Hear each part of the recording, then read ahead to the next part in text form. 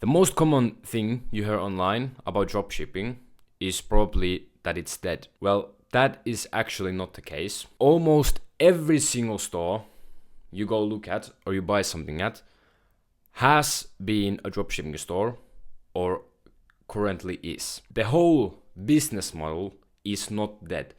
The business model will always live. It's just how you do it. People who say it's dead, they don't have no idea. They haven't tried it, or they just didn't try enough. So today I'm going to tell you the 4 main things why dropshipping isn't dead. So let's get right into it. The first thing is that people choose to use like these common suppliers that every single one uses, or every single one who don't succeed in dropshipping uses.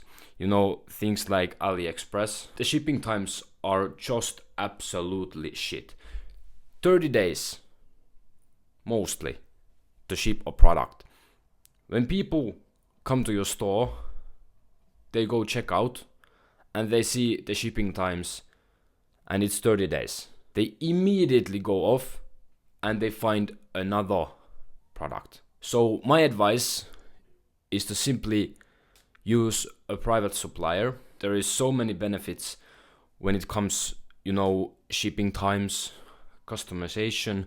You can, brand your packaging, your product, talk a lot more about the pricing, everything. And just the fact that they have so many products that these common marketplaces or softwares doesn't even have. And the quality of those products are just so good compared to the shitty softwares you use. There's pretty good amount of good softwares also. There's like Zendrop, CJ Dropshipping. And if you find your products there you want to test, it's almost more beneficial to start with those softwares because you can start that dropshipping process much more faster. With private supplier, the process is much more slower because you need to message them. They're gonna check out the if there is that product, everything. I myself started with private supplier immediately because the products I found and I sell are just available with private supplier. But if you can find the product with these good softwares, you can start with that, and once you validate a product and it's a winning product, you can start scaling and find a private supplier, because finding private supplier is not that easy. It usually comes with courses. I myself found it with the course I bought. They offered it to me completely for free. But if you are just using free knowledge online, it's much harder to find a private supplier. But once you start to scale, it's very important you find a private supplier, because once you're starting to make money, the private suppliers will categorize you as the top sellers, or they see that you're starting to sell a lot more, so they can even be quicker when it comes to shipping. If the first testing season, they can probably offer 7 to 14 days, but once you start to scale, they can lower the amount of time it takes to ship, like 5 to 7 days, etc. So start using private supplier, or firstly use these softwares. Don't use AliExpress shipping or these common places many people go. They are just not good. The products are not as high quality and the shipping times are just so bad. So the number 2 is that people sell shitty products. I learned that the best products you can sell are like supplements, skincare, hair care, something that people can buy again. It doesn't have to be like that, but something that offers a shortcut. When people, let's say, They wanna cure their acne, example. You offer a product that makes it go away much more faster, so it has a pain point behind it. Many products like weight loss supplements, they are so good. Things like this. Many people are selling them already, but because they are so good and there's a lot of competition, it's okay because, if you can position yourself and brand yourself highly above the competitors, you're gonna sell a lot. But when people, say top 10 winning products to sell, they are like products like that don't offer something pain related. They're, what are you gonna do with a sunset lamp or glowing sticky balls? Yeah, people might buy, but how long and how much? Because they don't offer something relief to pain. They're just, something that people find cool and they wanna buy. But you need to offer something that people need, and especially high quality products. And if you use AliExpress, they are not going to be that high quality.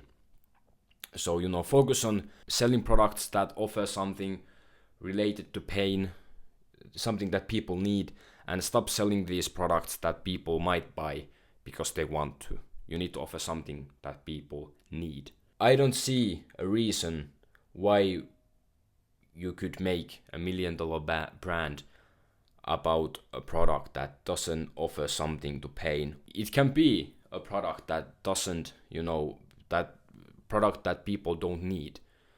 But then it has to be extremely unique, extremely, cool.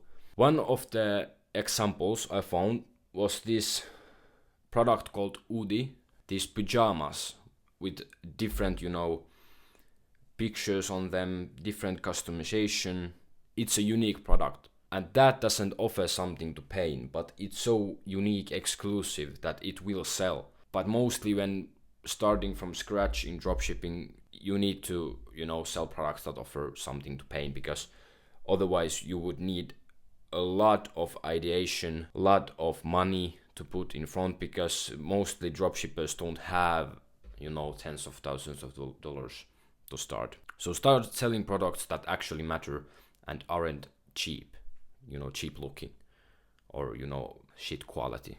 So the number 3 is that don't build general stores. That is dead in 2025 and so on. You need to do branded dropshipping. Everything needs to be branded. Your store, your ads, everything. Because if people see a general store with products or product, they don't get that exclusive feeling or that feeling that, yeah, this is a brand that, makes a difference. This is a brand that actually might help me a lot. If they see a general store, they don't get that feeling. They will go to Amazon, Temu even, to just buy the same product much more cheaper. Or they will find a competitioner and go to their store. So you need to have that branded feeling, because if you have general store, I don't know how you can make that, work anymore. So, it's very important that everything is branded, because branded dropshipping is the only thing that works from 2025 and so on. General stores are they're not giving anything anymore. They're just normal store amongst all the branded stores, all the, big brands. And if you have a branded store, you can, have competition amongst the top players, because people buy the feeling. And if you have a branded store, you can be a part of the competition amongst the big brands. But with general store, you can't do that, because most of these big brands aren't even that known. So if your store is branded looking, you can still, take their customers. You can still, position yourself as the top leader in your niche. Because if the brand isn't as large as Nike, etc., many people don't know about the brand. So you can still, position yourself. But with general store, you can't do that. it's just waste of time in my opinion. And the number fourth is actually how you wanna do it. It's not wrong. It's not, I think, chasing trending products, it's not for me. I, choose evergreen products that offers, solution to something. Because later on I can sell that brand, or I can have that long-term, effect to other people. I can have that, long-term brand that people are starting to see. But if you chase trending products, you're gonna use a lot of time, seeing products, building stores on them. Once the season is over, you're gonna stop that, you're gonna build another store. And I think that's gonna take away time from you to make those creatives. Because my mentor said, you don't have winning products, you have winning creatives and angles. So if you have evergreen product that you're testing, you can actually put much more time on making those creatives and making those angles to actually sell the product, because I think creatives are the most important part in the business. But the main reason why I don't, like selling trending products is because most trending products are only a 1 year or that one season product. Because the many trending products I see are, products that work only for one summer, and the next summer it's not going to work. And it just, makes it much more harder to sell your brand or have that scalability in your product. So you can do whatever you want, it's not wrong. But for myself and for many other people now in 2025, they're switching to evergreen products and something that offers a solution to something. Because many trending products don't have the solution, behind. Because most products that offers a solution are evergreen products. Obviously there can be, summer products, winter products that offer a solution, but most products that offer a solution are evergreen. So you can do whatever you want, but I just think chasing trending products takes so much time to see what works, doing everything, making a lot of stores, everything. I think I can have more focus and quality if I have an evergreen product that I can just focus to and test. That doesn't work, test another product.